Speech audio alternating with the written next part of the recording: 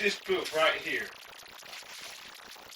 Return from Tomorrow, used to constantly reassure me that there is life after death. Here's a link to a video. But anyways, the guy, Dr. George T. Ritchie, in this book, after he has a near-death experience, he's almost obsessed with the fact that he wants to die again. Page 104, the bottom, and the top of 105, I'm going to read this to you. In spite of the storm, there are apparently submarines in the area. For tension-racked hours, we sat on a crazily rocking bunks, stacked 4 high, one above the other, listening to the depth charges drop from the lower decks and explode in the water far beneath us. Looking at the strained faces around me, I realized 2 things about my own feelings. About the prospect of being torpedoed and having to take 2 lifeboats in the icy gale. I was as terrified as the next guy. The mechanics of dying, the pain and the panic were as frightening to me as they had ever been. But as for death itself, I not only felt no fear of it, I found myself wishing it would happen. Then I would be with him.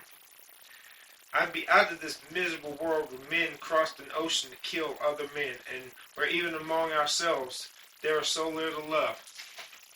Just one problem.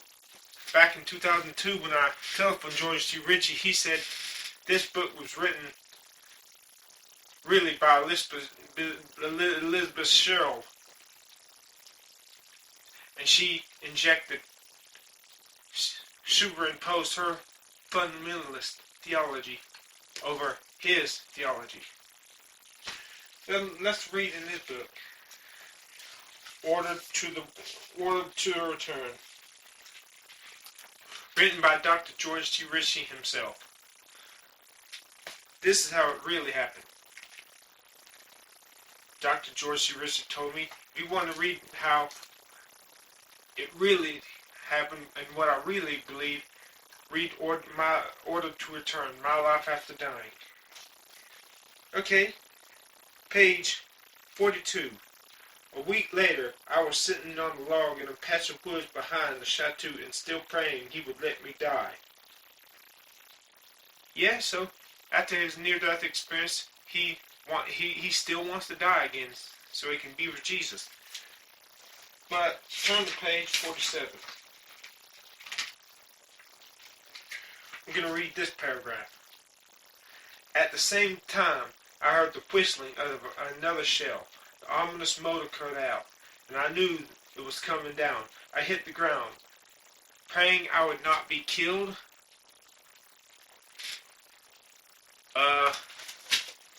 George, I thought you said when everything was peaceful and hunky-dory, you were praying to die, so you could be with him again. But when the missiles were falling, and you thought it was about to fall on you and explode,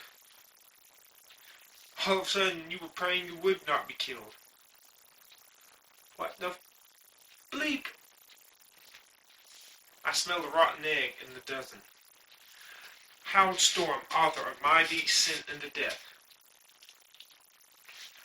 said of here had his near-death experience where he goes to hell, is ripped apart by other people, is rescued by Jesus, meets Jesus and some angels, gets to ask him every question he can think of, feels the unconditional love permeating his entire being.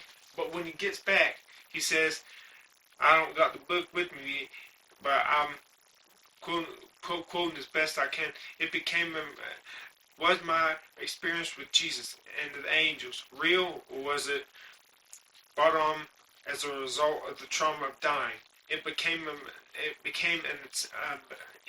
an obsession with me. to wonder whether it was real. Duh. What the bleep? He finally concludes from his changed life and his changed soul within him and his alleged encounters with angels afterwards that it had to be real. What kind of delusion changes the soul? And Don Piper, in 2013, I went to hear him at Grace Fellowship Church in Kinston, North Carolina. He was talking about when I was in heaven, this and that and that, this and that, but back here in the real world, the Freudian slip. In a video right here, him and Howard Storm said the near-death experience is more realer than real. This life is like a dream compared to the near-death experience. But did you notice he had a Freudian slip? He was talking about while I was in heaven meeting people I had known in life, while back here in the real world they were trying to free me from the wreckage. Freudian slip. 3, not just red flags, but 3 bloody red flags that make me believe these NDEs are horse bleep. Here's what I think is going on. A human being is like a computer. You got the desktop, you got the, desktop, you got the hard drive, and you got the assembly language. The desktop has, you can click on certain icons and it will reach into the hard drive and bring them up. If you try to click on too many icons at once, it'll memory overload. Same thing with, but a hard drive, the thing that runs the hard drive is the zeros and ones, the assembly language. That's what makes the computer do what it does. Human consciousness is like the desktop. You can only do so much at once. Think so many thoughts at one time. Work. It's called multitasking when you try to click on too many icons. But your subconscious is taking care of that for you, and you're not aware of that. That's your hard drive. But what makes you what actually the zeros and ones, the assembly language of you as a human being, deep in your brain. I believe this is what creates the near-death experience. And this part knows that it fabricates the whole thing, but your assembly language, because the mind will do everything it can to deny death, to deny the truth of something that is as terrifying as extinction. So the assembly language creates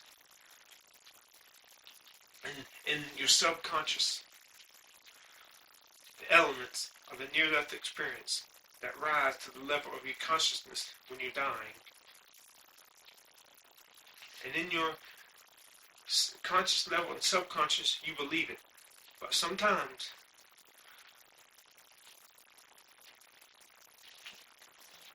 your assembly language area of your psyche comes up into your subconscious level and creates doubts as to whether it was real or not. No matter how much realer than life it seemed when you were experiencing it, your assembly language area of your brain created it, and it knows it created it. And that's why these people have occasional doubts about their near-death experiences.